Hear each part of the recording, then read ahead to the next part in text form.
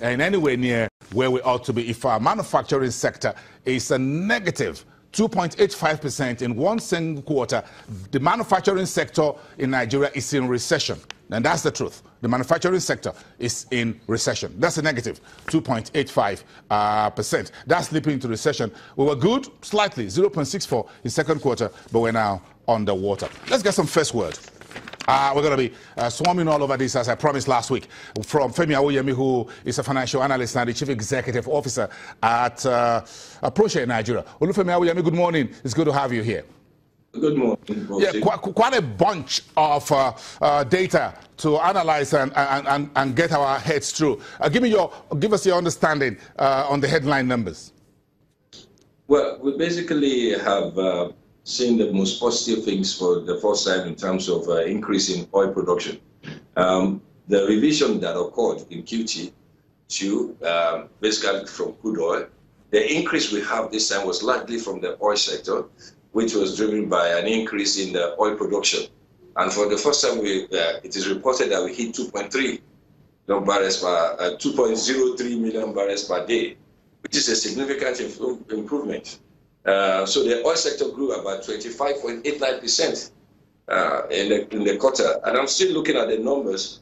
There are some few concerns or points out here. From our data here, finance slumped from 2.64 in Q3 to 5.96 in Q2. Construction and real estate remain in negative territory. Trade improved. Negative trade still reflect poor consumption. Agriculture has not been robust, and IT slumped to a negative position in the third quarter. Manufacturing, as we're looking at it, was a massive 2.8% negative in the third quarter against 0.64% in the second quarter. This means that whatever the ease of doing business and whatever it is, we're yet to get our manufacturing or the industrial sector up and running. No, maybe it's a little bit too early to begin to see the impact. Let's be fair. Well, these numbers are quite impressive, if you have to be fair. Maybe not with all the expectations. For example, IMF expected us to have a 0.8% growth by the end of the year. We're already at 1.4. The government targeted 2.7, and in the ARGP plan, we may not get there by Q4, but these numbers are quite interesting. And but the concern is this: is that the growth is largely oil-induced. An upswing in oil prices and production is basically responsible for the growth. The same reasons why we got into recession is the same reason why we're out of it. So in terms of the other aspects of the economy, there has been no significant movement in it. Many sectors are still in the negative territory, even though they experience some upticks here and there. Oil prices remains and the production volume remains the key thing. Femi, Femi, are you there? Yeah, I'm with you. Yes, I'm just going to say something very quickly. Would you mind to adjust your screen a little bit? I'm getting here from the production room, getting part of your head chopped off. So you got to lower your seat a little bit. That very big executive chair you're sitting on, if you just bring it lower a little bit. Now that is very nice. That's very nice. I can see you got a fresh haircut, as I did over the weekend. Now I missed the haircut there. Now, thank you. No. We went to the barber shop over the weekend. I know that. So let's get this conversation. We got about 2 minutes left. We got the Mo Ibrahim Governance Index this morning as well. 48.81.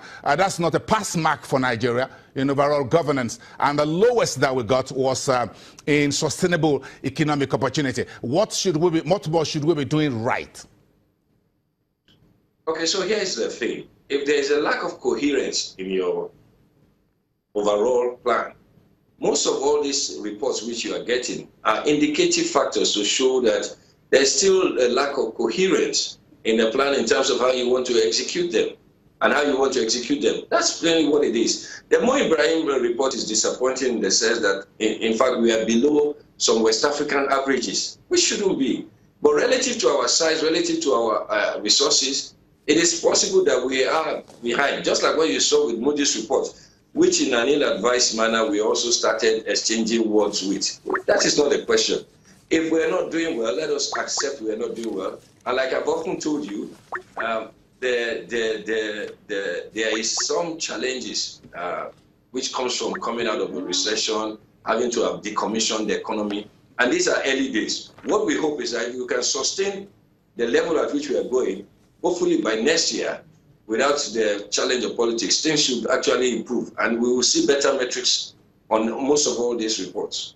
Okay, let's. We have a third quarter. We hope the fourth quarter looks a lot better. Thank you very much for those first words this morning, Femi Awoyemi, the CEO at Proshare Nigeria, and is also a financial analyst. Of course, the Mo Ibrahim Governance Index in Nigeria scores 48.1 in overall governance ranking out of 100.0. That's not a pass mark, lower than Africa average of 50.8 reading, and lower than the entire West Africa regional average of 53.8. That's really bad, isn't it? Nigeria's highest score on this survey, in this ranking, was in terms of participation and human rights, 52.5, and we scored the lowest in the category of sustainable economic opportunity. You can see the numbers there, 42.3. That's not good at all. Nigeria registers overall governance improvement. However, now this is it. The overall governance ranking in Nigeria has improved over the past 10 years, according to this report early today, at an annual average trend of 0.038. And the report says the pace of improvement in overall governance in Nigeria has been quickening in the last 5 years, at an annual average trend of 0.83 points. Well, we have a lot on our calendar this week. Today, of course, is the GDP. Today is the first day of the two-day Monetary Policy Committee meeting of the Central Bank, the final meeting in 2017. And, of course, by tomorrow, the 21st, the African Development Bank will be all over Abuja with the International Civil Aviation Authority to sign a new multi-million-dollar deal. We're covering all of that for you as well.